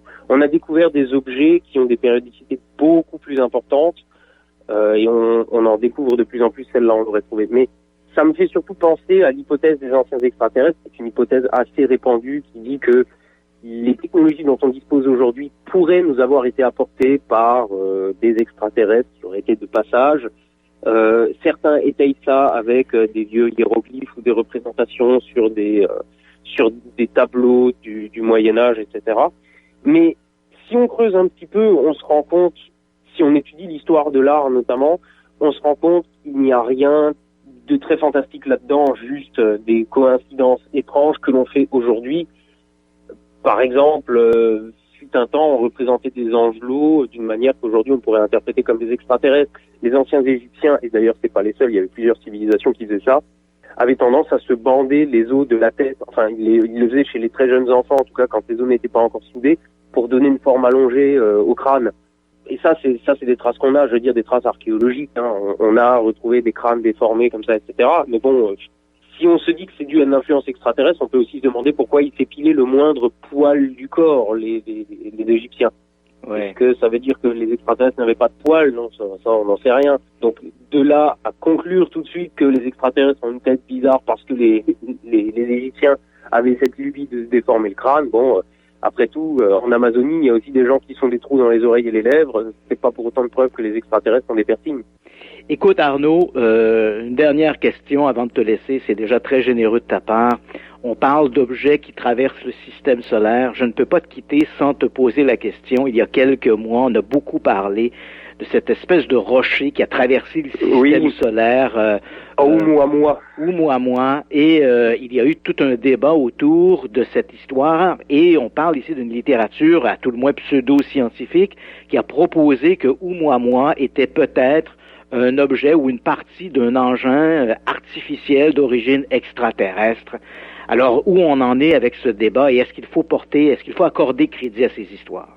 Alors, je vais te donner ma version des faits. Je ne sais pas si dans l'absolu elle est vraie, mais disons que c'est à partir des documents que j'ai lus moi, ce que je crois savoir du sujet. Oumuamua est un objet qui, de par son orbite, de la manière dont elle a été détectée, montre qu'en fait, il vient d'ailleurs. C'est-à-dire que ce n'est pas un objet qui tombe de la ceinture de Kuiper ou du nuage de Oort, c'est un objet qui vient de plus loin. Parce que, comme il vient de plus loin, il a acquis plus de vitesse et ça explique la raison pour laquelle il est passé aussi vite près du Soleil et qui va se rebarrer dès qu'il sera sorti du système solaire. Voilà. Donc ça fait longtemps qu'on pensait qu'il y a des objets qui se trimballent dans l'espace interstellaire. Hein. D'ailleurs, c'est probablement eux qui, d'une certaine manière, sont à l'origine des étoiles en s'agglomérant. Et on se doutait de leur existence, mais c'est la première fois qu'on en observe un. Donc c'est pour ça que ça a fait un peu de tapage, hein, parce que pour une fois, on était content d'en voir un. Cependant, les études qu'on a fait dessus montrent que c'est un caillou de forme oblongue. Alors, certes, il a une forme assez particulière. On pense qu'il s'est formé de manière assez violente, probablement lors de l'explosion d'une supernova. Expliquerait un petit peu ses caractéristiques. Mais là-dedans, rien de bien extraordinaire. Par contre, là où ça a foutu le bordel, c'est quand le SETI, donc le programme Search for Extraterrestrial Intelligence, a braqué ses antennes dessus au cas où, parce qu'après tout, c'est leur boulot de chercher de la vie extraterrestre. Ça aurait été très con si ça avait vraiment été une sonde qui émettait des signaux qui n'y prêtent pas attention. Donc, par acquis de conscience, ils ont braqué leurs antennes vers Oumuamua pour voir s'il y avait quelque chose. Bon, spoiler, il n'y avait rien. Mais le simple fait que le SETI écoute Oumuamua a mis le feu aux poudres, et puis, bah voilà, on était parti dans toutes les théories les plus fumeuses, à savoir qu'Oumuamua était une sonde extraterrestre. Donc, pour te répondre, pour moi, c'est simple, il n'y a pas vraiment de débat là-dessus. Disons que le monde scientifique sait que c'est un caillou certes très intéressant, mais un caillou. Et il faut pas y voir de sonde, vraiment, ni de vaisseau extraterrestre d'ailleurs, parce que si tu regardes son orbite et sa rotation sur lui-même, si c'est un vaisseau extraterrestre, il est temps de mettre quelqu'un d'un peu moins bourré aux commandes.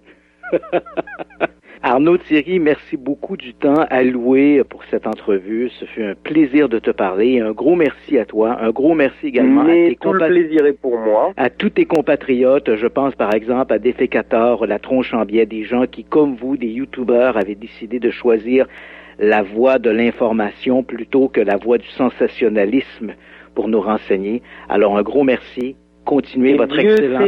Oui. Et Dieu sait que tous les jours, je me dis que je ferais mieux de faire du sensationnalisme, je ferais plus de vues. Tous les jours, je me le dis. C'est certain. Je suis exactement dans la même galère ici au Québec, que ce soit par des émissions de radio, des émissions de télé. C'est vrai que le sensationnalisme est davantage. Malheureusement, mais c'est ça qui fait qu'on entend toujours ce genre de théorie, et la raison de ton interview, c'est que les histoires auxquelles on a envie de croire, les histoires qui sont séduisantes se propagent toujours plus vite. Et la réalité qui est moins... Alors, moi, je la trouve plus passionnante, personnellement, mais celle qui est moins fantastique, a toujours une longueur de retard. Absolument. Alors, encore une fois, Arnaud Thierry, merci beaucoup. Au plaisir de se reparler sur d'autres sujets fascinants qui touchent le phénomène, l'astronomie, mais également l'univers de l'étrange et de l'insolite. Mais écoute, Une phrase que j'ai adorée, cher Christian, c'est vraiment la phrase où AstronoGeek a dit « Les histoires qu'on a envie de croire se propagent toujours plus vite que les autres. » Ah, tout à fait. Et ce qui justifie également son commentaire quand il dit, et je le reprends aussi là-dessus, que le sensationnalisme vend beaucoup mieux. Hein? Ouais. On pourrait... Je le sais, moi j'ai assisté à des conférences par exemple où des gens disaient des sornettes, on faisait une promotion, puis venez en salle, on va parler avec les défunts, les ci, les ça, donc des trucs tout à fait ridicules. Et quand t'arrivais en salle, c'était plein là, c'est-à-dire moi je me rappelle, j'ai assisté à une conférence à Québec, au Capitole de Québec, et il y avait, je sais pas, la salle était pleine à craquer, et c'était une médium américaine qui était là, et puis qui disait on va parler avec les défunts, etc. Je me disais, c'est incroyable, alors que des gens qui font des conférences où on présente de l'information qualitative et même si on touche le domaine du paranormal, mais on touche, on fait une approche tout à fait critique. Écoute, tu vas attirer quelques dizaines, quelques centaines de personnes au maximum. Les gens veulent croire au fantastique et dans bien des cas, tu sais, je te dirais, Yannick, j'entends souvent les gens dire, et dans le domaine du paranormal, c'est encore plus vrai, les gens disent « nous voulons la vérité ». Mais moi, pour avoir côtoyé ce milieu-là depuis 42 ans maintenant, je peux te dire que c'est faux. Les gens ne veulent pas la vérité. La plupart des gens veulent avoir raison. Les gens veulent qu'on vienne confirmer leurs croyances. Donc, je crois aux extraterrestres, je crois aux fantômes, et je n'ai pas envie de savoir si c'est vrai ou pas vrai. Ce que j'ai envie, c'est d'entendre des gens qui vont exactement dans le sens de mes croyances. Et ça, c'est très malheureux parce que on se retrouve avec un milieu qui est un peu sclérosé dans ce sens que t'as beau essayer de vouloir que les gens prennent ce sujet-là au sérieux, tu te noies littéralement dans tout cet océan de mythes, de légendes, de rumeurs que l'on raconte, et les gens ne veulent pas vraiment avoir la vérité. Ça devient un peu secondaire. Ça fait bien de le dire comme ça dans la conversation, nous voulons la vérité, mais dans les faits, c'est ne touchez pas à nos extraterrestres, ne touchez pas à nos fantômes, et racontez-nous des histoires qui vont me donner raison de croire à l'au-delà, de croire aux visites d'extraterrestres. Donc c'est un peu malheureux. Et je suis tout à fait d'accord avec Arnaud. Moi, je trouve, quand on parle des phénomènes paranormaux, que si on parle des histoires de fantômes, etc., ou les ovnis, je trouve que la réalité est plus enivrante que le mythe. C'est-à-dire que moi, je dois t'avouer, je trouve ça tout à fait fantastique quand on parle par exemple de fantômes et on regarde les travaux qui ont été faits au cours des dernières années dans le domaine des neurosciences et que les scientifiques nous disent voilà comment ton cerveau analyse une information, et on en a déjà parlé à l'émission, par exemple les travaux qui ont été menés par Olaf Blank en Suisse, où il a amené des gens dans son laboratoire. Ces gens-là avaient des privatisations sensorielles, donc ils avaient un bandeau sur les yeux et il y avait une espèce de bras articulé qui les touchait dans le dos alors qu'eux-mêmes devaient faire une action, et on a démontré par l'expérience que le cerveau, comme le cerveau n'arrivait pas trop à comprendre quels étaient les stimuli, il se mettait à imaginer qu'il y avait des gens autour de la personne qui était dans le laboratoire, donc le sujet, le cobaye si je peux dire entre guillemets, et comme il n'arrivait pas à savoir d'où venait le stimuli, le cerveau créait une espèce de monde virtuel, il créait l'image virtuelle de l'environnement et replaçait le sujet de l'expérience dans cet environnement, ce qui créait dans le cerveau une sensation de présence, mais une présence qui n'existait pas. Donc, moi, en ce qui me concerne, je trouve cet élément-là encore plus fantastique que de me dire, il y a des revenants qui sont dans le laboratoire. Le revenant dans le laboratoire m'intéresse moins que de voir à quel point notre cerveau peut nous amener à adhérer à une réalité qui n'existe pas. Et ça, pour moi, c'est plus intéressant. Lorsque je lis des livres d'histoire ou quand je rencontre des historiens ou des archéologues qui me racontent de quelle façon, par exemple, les anciens Égyptiens ont construit le grand temple mais principalement la pyramide, je trouve ça plus fantastique d'imaginer l'immense chantier que ça devait représenter. Puis on en a déjà parlé ensemble, des centaines d'équipes qui plaçaient chacun un bloc, des petits groupes, on parle de 10 000 ouvriers, des groupes de 5-6 ouvriers qui transportent des blocs, ils placent quelque chose comme 200 blocs par jour. Quand on imagine le gigantisme du chantier, pour moi, c'est plus enivrant que d'imaginer des extraterrestres avec des lasers qui coupent des blocs comme dans des bottes de beurre. Tu vois, ça me paraît un peu, c'est fantaisiste. D'imaginer les anciens Pasquans qui déplaçaient, qui coupaient leurs statues, les fameux Moai de l'île de Pâques, qui les coupaient avec des marteaux de pierre dans le tuf, qui est une pierre volcanique du Rano-Raraku, qu'on coupait les arbres. En fait, on a presque fait une déforestation de l'île pour transporter ces statues. Et aujourd'hui, on sait qu'ils érigeaient ces statues, parce que ce sont des nouvelles données qui ont été amenées par des recherches scientifiques. Ils construisaient en fait des espèces de plateformes avec des statues à l'endroit où la mer venait se briser sur les rochers et se désalinisait de cette manière-là. Donc, les Pasquans savaient que là où on avait érigé les statues, on pouvait aller chercher de l'eau qui était consommable. C'était pas encore de l'eau sans sel, c'était quand même de l'eau très minéralisée parce que c'était quand même l'eau de la mer, mais il y avait moins de minéraux dans cette eau-là et elle devenait donc propre à la consommation.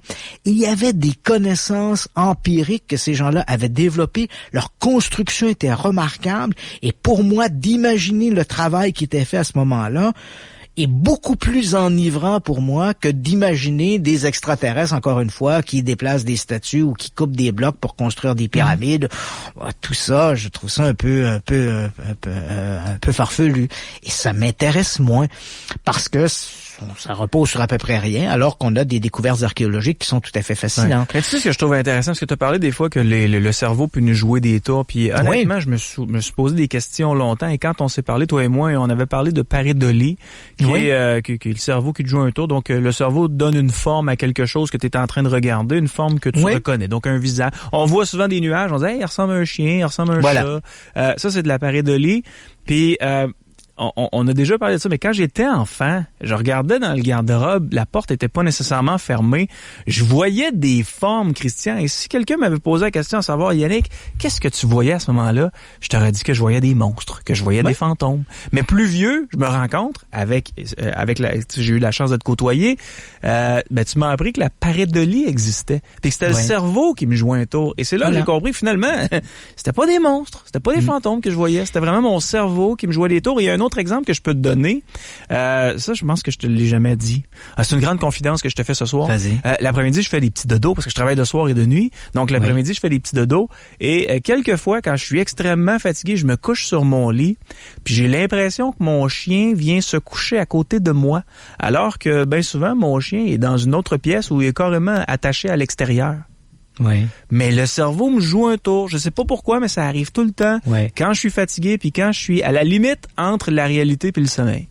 Oui. Mais tu sais que notre cerveau, c'est ça, il est une extraordinaire machine à créer des illusions. Alors, je vais te donner un exemple. Et on le sait maintenant parce on a fait 100 fois cette expérience-là. Donc, dans la perception des individus, prends le témoignage. Les amateurs d'ovnis ou les amateurs de fantômes, à mon avis, et à l'avis de la science également, mettent beaucoup trop d'importance sur le témoignage. Et en réalité, le témoignage, à partir du moment où l'observateur ne reconnaît pas ce qu'il regarde, et là, ça va en surprendre beaucoup, que cet observateur-là soit un policier, un pilote de l'armée ou monsieur et madame tout le monde, le témoignage vaut 0. Et on le sait, on a mené cette expérience. Généralement, les policiers et les pilotes ont souvent confiance dans leur témoignage, tu comprends? Eux sont très confiants que leur témoignage est le bon. Mais on le sait sur le terrain, leur témoignage vaut pas mieux. À partir du moment où on est incapable d'identifier ce que l'on voit, leur témoignage à eux ne vaut pas mieux que le témoignage de monsieur et madame tout le monde. Et pire, le témoignage est coloré instantanément en fonction de nos croyances et de nos attentes. Je vais te donner un exemple qui est bien connu dans le domaine des ovnis. Le 5 novembre 1990, il y a eu une rentrée atmosphérique sur la France. En fait, c'est une rentrée d'un satellite qui est entré sur la France. Beaucoup de gens, ce qui est extraordinaire, c'est que la France dispose d'un organisme étatique qui collige les observations d'ovnis. Donc là, c'est pas un groupe d'amateurs d'ovnis, on a un organisme civil dépendant de la NASA française, entre guillemets, qui s'appelle le CNES, le Centre national des études spatiales. Donc, ce bureau, qui s'appelle le GEPAN, collige les observations d'OVNI. Au lendemain de cette fameuse rentrée atmosphérique du 5 novembre 1990, ils ont reçu des dizaines et des dizaines de témoignages de gens qui disaient avoir vu quelque chose dans le ciel. Et ce qui était assez amusant, et là, d'ailleurs, on pouvait remarquer que les pilotes, les policiers, les gendarmes, monsieur et madame tout le monde, commettaient tous des erreurs tout à fait épouvantables. Les policiers disaient, à mon avis, l'objet était à peu près à 2 ou 3 kilomètres de distance. Lui, le policier était sûr de son témoignage, mais dans les faits, tu comprendras que cette rentrée atmosphérique était à des dizaines et des dizaines de kilomètres de distance de l'observateur. Donc, il était complètement dans le champ. Mais néanmoins, dans le cas de la rentrée atmosphérique du 5 novembre 90, mais c'est vrai sur d'autres événements semblables, on a pu constater, en fait, et on pouvait le démontrer clairement, que en fonction de l'attente et des croyances des gens, on racontait des choses différentes. Donc, la personne qui croit pas aux extraterrestres, qui a vu cette rentrée atmosphérique, a rapporté à peu près la réalité. Il a dit, j'étais dans ma voiture, en regardant vers l'est, j'ai vu cette traînée lumineuse dans le ciel, ça me paraissait être des débris atmosphériques ou des météorites qui se suivaient à la file indienne. Donc, tu vois, il y a donc pas une attente et le témoignage est pas trop coloré. Même si l'observateur ne reconnaît pas ce qu'il voit, en fonction de ses croyances ou de ses attentes, il colore pas trop le témoignage. En revanche, le même phénomène rapporté par des gens, et c'est pas fait de mauvaise foi, là, mais rapporté par des gens qui croient aux extraterrestres, qui croient aux ovnis. Là, eux racontaient des trucs qui étaient tout à fait fantastiques. J'ai vu cet objet rentrer dans le ciel, je pouvais voir des hublots, des structures, donc tu vois à quel point le témoignage se colorait en fonction des croyances et des attentes de l'observateur. Et cette démonstration-là, dans le cas du 5 novembre, elle a été maintes et maintes fois vérifiée par des tests cognitifs. Notre témoignage, à partir du moment où on ne sait pas ce que l'on observe, il est coloré en fonction de nos croyances et de nos attentes. C'est vrai pour les ovnis, c'est vrai pour des histoires de fantômes, c'est vrai pour des histoires de monstres ou de n'importe quoi. À partir du moment où l'observateur n'identifie pas correctement ce qu'il voit, c'est la porte ouverte au fantasme. Donc, il faut cesser de croire que le témoignage d'un policier ou le témoignage d'un pilote a plus de valeur que le témoignage de monsieur et madame tout le monde. S'il s'agit fondamentalement de quelque chose que l'observateur n'a pas identifié, peu importe sa formation, peu importe son statut, peu importe ses diplômes, son témoignage est absolument à prendre avec un grain de sel. Et ça, malheureusement, ça alimente toutes sortes de croyances dans le domaine du surnaturel et évidemment on se retrouve avec ça et on doit essayer de décanter toute cette information-là. Si on voit quelque chose d'anormal, nous, on va croire que c'est un extraterrestre ou encore un fantôme. Si tu crois, c'est-à-dire c'est ça. Donc si tu vois quelque chose dans le ciel puis tu crois aux soucoupes volantes ou aux extraterrestres, tu as bien des chances de te mettre à voir des structures puis des hublots puis des toutes sortes de trucs, parce que ça correspond à ton attente. Et là, ton cerveau se dit, bon, ben là, il y a quelque chose, il y a un abstrait devant moi, et en fonction de mon abstrait, je vais aller chercher dans mon bagage, dans mes souvenirs, dans des images qui sont stockées dans ma mémoire, des éléments qui vont réussir à donner sens à ce que j'observe. Mais si je me promène dans le bois en Beauce, c'est que, bon, le soleil est en train de tomber, puis là, je vois quelque chose, ben, je me dis, c'est peut-être un fantôme, c'est peut-être un extraterrestre, mais si jamais quelqu'un au Brésil est dans le bois, lui, il va dire, ben, j'ai vu l'apparition de la Sainte Vierge, parce que lui, c'est un fervent croyant. Voilà, t'as tout compris. Moi, je me rappelle, Yannick, je vais te raconter une anecdote. Je devais avoir 13 ou 14 ans. On était au petit matin. Il devait être à peu près 5 heures du matin. Je rentrais chez moi. Le soleil se levait. C'était durant l'été. Donc, on avait sur les champs autour, on avait une espèce de brume qui devait s'élever peut-être à 2 ou 3 mètres du sol. Donc, tu vois un peu le genre, un tapis de brume.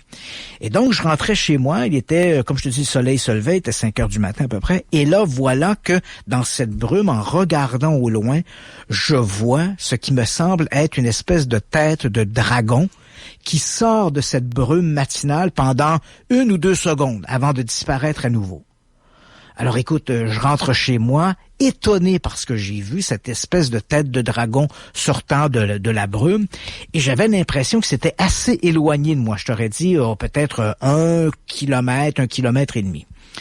Donc, je me couche, je me réveille en début d'après-midi, et là, je me dis, écoute, c'est vraiment curieux ce truc-là, je vais retourner sur place. Donc, je retourne à cet endroit-là, et je découvre finalement qu'à 500 mètres de l'endroit où je me trouvais, derrière, parce que j'étais à Saint-Jean-sur-Richelieu, il y avait des commerces, et derrière, il y avait une espèce de grand champ, et il y avait là des écuries et une piste en cercle que des jockeys utilisaient pour faire courir leurs chevaux. Visiblement, et là j'ai compris que cette fameuse tête de dragon, en fait, n'était que la tête d'un cheval que j'ai vu sortir de la brume. Probablement que ce matin-là, un jockey faisait courir son animal et que entre 2 nappes de brume, j'ai vu la tête du cheval. Mais elle était beaucoup plus proche que je l'aurais cru, et évidemment, comme je l'ai vu qu'une seconde ou 2, ben évidemment, mon cerveau a fait le reste, a ajouté des détails qui étaient pas là, et ça me paraissait être une tête de dragon. Mais quand on y regarde bien, de toi à moi, là, si on applique le principe du rasoir d'Occam, il y a une piste où on fait courir des chevaux, il y a des écuries et des chevaux. Ça me paraît plus vraisemblable que j'ai dû voir un cheval courant dans la brume matinale plutôt qu'un dragon sorti de quelques entrailles de la terre, tu vois? Je te dirais que je suis d'accord avec cette hypothèse. Donc, c'est ça. Et à partir de... Il faut toujours se méfier de ça un peu, de ce que l'image que notre cerveau va nous transmettre, elle est souvent très colorée. Et je te dirais que ça me fait toujours un peu sourire quand j'écoute des amateurs. Bon, c'est bon pour la télévision, c'est bon pour la radio, mais souvent t'as des gens, des amateurs d'ovnis, des amateurs de fantômes qui vont arriver, vont dire ouais, mais telle observation d'ovni, il y avait un policier qui a observé l'ovni, lui aussi. Et là, c'est comme parce que c'est un policier, ça devient une espèce de caution. Ah, ce témoignage-là, il doit absolument être véridique, il doit certainement être plus précis que les témoignages de monsieur et madame tout le monde. Non. Face à l'inconnu, un policier n'est pas un meilleur observateur que monsieur et madame tout le monde. Donc, c'est vrai que pour les médias, ça peut être enchanteur, hein, de dire « Oh, wow, dans cette observation d'OVNI, on a 3 policiers puis 2 pilotes d'avion. » Mais dans les faits, devant l'inconnu, le cerveau de tout un chacun réagit de manière différente en s'alimentant de nos croyances, en s'alimentant de nos attentes. Et voilà le témoignage chocolat. Te souviens-tu, je pense que je te l'ai envoyé dans notre conversation qu'on a là en direct, toi et moi, de l'article qui avait été écrit en 2017 concernant un objet qui aurait été, je te dirais, c'est par les... excuse-moi, je reprends. On avait découvert des fluctuations très étranges de l'étoile Kik 84 62 85 2. Oui. Et on avait greffé à ça une image qui était d'une beauté, Christian, incroyable. C'était une belle planète bleue qui était remplie d'eau, sur laquelle on pouvait voir un continent. Et autour de ça, il y avait une méga structure extraterrestre. Donc, c'est des graphistes qui ont fait cette photo-là. C'est d'une beauté incroyable. Tu comprendras que les gens ont regardé le titre, donc nous saurons si une méga structure extraterrestre cache une étoile, puis ils ont regardé la photo et ils ont fait ni une ni deux, là. Ouais, c'est sûr. Ils ont dit, les astrophysiciens ont trouvé ça. Ouais, wow. C'est ça. En réalité, ces fluctuations, parce qu'il y a plein de... Arnaud a dit dans l'entrevue, dans le domaine de l'astrophysique, il y a encore tellement d'inconnus. Et il y a des phénomènes auxquels sont confrontés les astrophysiciens sur lesquels on n'a pas vraiment d'explication. Donc, c'est la porte ouverte aux spéculations. Parmi les différentes spéculations qu'on a proposées, il y a dans les années 50, il y a un physicien qui s'appelait, je crois, Robert Dawson, qui a proposé en se disant, si une civilisation extraterrestre existe, elle pourrait, par exemple, construire une mégastructure qui pourrait emmagasiner l'énergie de son soleil et utiliser cette énergie-là, donc, pour s'alimenter ou alimenter les planètes ou le groupe de planètes proches de l'étoile. Et ce qu'on a appelé, donc, sphère de Dawson. Lorsqu'on a parlé de cette fameuse étoile mystérieuse, la Kik 84, etc., on s'est dit, est-ce que cette fluctuation de la lumière ne pourrait pas être due à une mégastructure, un peu comme cette histoire de sphère de Dawson, qui avait été proposée. On sait aujourd'hui que ce n'est pas ça, hein. C'est une fluctuation de l'étoile qui est un peu comme un pulsar ou un quasar et un pulsar, et qui crée cette variation. Mais évidemment, tu le mentionnes, comme on a associé ce phénomène qui à un moment donné, alors que on spéculait sur la nature de ces fluctuations, on y a associé des images et parfois des images très enivrantes. Les gens se sont mis à dire, il doit s'agir d'une réalité. Mais non, c'est pas une réalité, c'est une interprétation artistique de quelque chose. Ouais. Ce n'est pas la réalité. Puis on prend pas la peine de lire l'article au grand complet. Non, absolument pas. On voit l'image, on voit le titre et on fait « et voilà ». Ouais. Mais il y a une raison pécuniaire à ça. Ouais, mais on aime croire ces choses-là. Tu sais, on aime rêver souvent. La science arrive avec des questions souvent qui sont trop terre à terre. On aime parfois s'évader dans des univers un peu fantastiques, extraordinaires, et il y a pas de mal à ça. Mais à un moment donné, il faut apprendre à faire tracer la frontière entre ce qui est la réalité, ce qui est le vérifié, le vérifiable, et versus ce qui est simplement de l'imaginaire, de l'imagination. Les gens arrivent difficilement à faire mettre cette frontière entre les deux. Et bon, et c'est pourquoi il y aura toujours, je pense, des émissions de télé ou des documentaires, des faux documentaires qui vont entretenir des légendes sur toutes sortes d'histoires de monstres, de fantômes, d'extraterrestres. Les gens aiment ça. Je veux dire, tu sais, il y a une série qui joue à, je crois que c'est justement à History Channel, qui en est à sa 7e, 8e saison, Nos ancêtres, les extraterrestres. Ça joue d'ailleurs, c'est en fait Ancient Alien en anglais, c'est traduit en français, c'est présenté, je pense, sur la chaîne Histoire ici au Québec. Je sais que cette série a été décriée 1000 fois par des historiens, des archéologues, qui qualifient le contenu de ces émissions comme étant de la bouillie pour les chats, de la foutaise du début à la fin. Et néanmoins, c'est une émission qui connaît énormément de succès.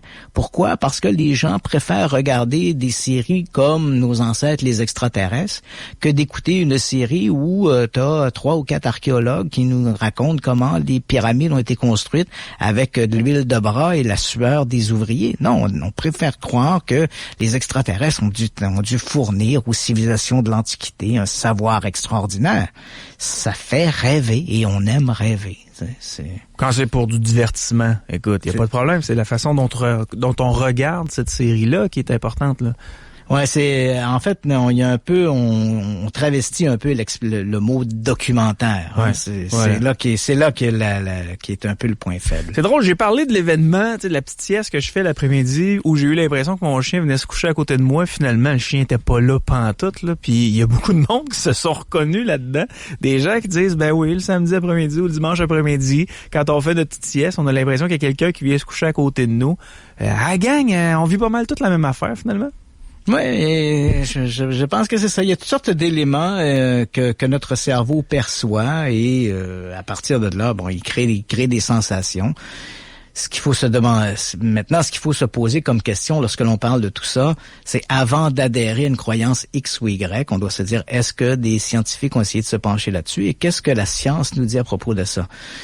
Faut toujours se rappeler que la science n'est pas forcément le seul modèle par lequel on peut évaluer des phénomènes, mais c'est une approche qui nous a donné beaucoup de résultats. Donc, je pense que c'est le modèle qu'il faut accepter en premier. Donc, est-ce que la science s'est penchée sur ce type de phénomène et que nous dit la science? Il faut se méfier de ce que moi j'appelle les scientifiqueux. Hein, t'as les scientifiques, puis t'as les scientifiqueux. Les scientifiques, ce sont les vrais scientifiques qui appliquent la science, qui appliquent les modèles de la science. Et les scientifiqueux, ce sont on les retrouve là, dans le domaine du paranormal, les ovnis, les fantômes. Ce sont des gens qui ont absolument aucune formation académique, mais qui tiennent une espèce de discours savant où ils mettent quantique par-ci, science par-là. Ils utilisent la quincaillerie des bebelles, on en a souvent parlé. Et là, ils nous donnent l'impression que eux, ce sont des scientifiques. Méfiez-vous des scientifiqueux comme ça. Là. C'est donc des gens qui s'habillent du manteau de la science, mais ils n'ont de scientifiques que finalement leur prétention. Il y a rien là-dedans. Là. Donc, faut se méfier de ça. C'est un univers, l'univers du paranormal, des ovnis aux fantômes en passant par les monstres. C'est un univers d'à peu près n'importe quoi. Quand on navigue là-dedans, il faut être très, très, très prudent sur ce que l'on voit et sur ce que l'on entend. On est pressé par le temps. En 30 secondes, David te demande est-ce que le mégalodon embarque dans la catégorie de la cryptozoologie? Le mégalodon, comme c'est un animal qui a clairement déjà existé, hein, c'est l'ancêtre du requin blanc. Donc, on parle ici d'un immense requin blanc qui devait faire à peu près 60 mètres de long. Théoriquement, ce requin est disparu depuis des millions d'années, mais comme comme c'est un animal qui a clairement existé, si le mégalodon ou si des survivants existaient encore aujourd'hui, des survivants du mégalodon, là, ou des descendants du mégalodon, ça serait clairement ce qu'on appellerait un Lazarus. Donc, un animal qui existait, que l'on croit être disparu, mais qui aurait survécu malgré les milliers d'années écoulées.